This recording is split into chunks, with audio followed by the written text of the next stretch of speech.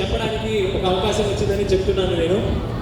ఇప్పుడు ఫుల్గా చలికాలం ఉంది కాబట్టి చలి విసిరిన పంజాకి కాస్త సెలవునిచ్చి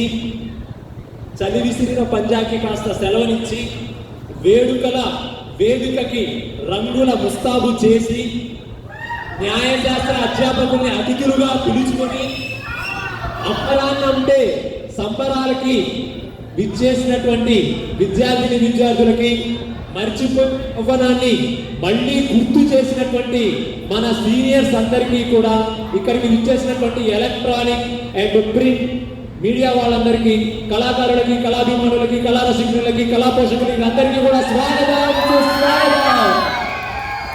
యాక్చువల్గా ఈ రాసింది నేను గ్రూప్లో పెట్టాను, కానీ అనుకోకుండా అది డిలీట్ చేసేసాను. ఆ తర్వాత నేను హైదరాబాద్లో మొన్న జరిగినటువంటి ప్రజాపాలన రేవంత్ రెడ్డి గారిని ఈవెంట్కి వెళ్తే అక్కడ ఇది విన్న తర్వాత 2 నిమిషాలు నాకు ప్రజాపాలనలో పోస్టింగ్ చేయడానికి అవకాశం ఇచ్చారు. అది కేవలం కేసీఆర్ కాలేజ్ ద్వారానే జరిగింది. ఇంకొక చిన్న మాట చెప్తాను. లాస్ట్ ఇయర్ నేను ఇక్కడ అడ్మిషన్ అవ్వడానికి వచ్చాను.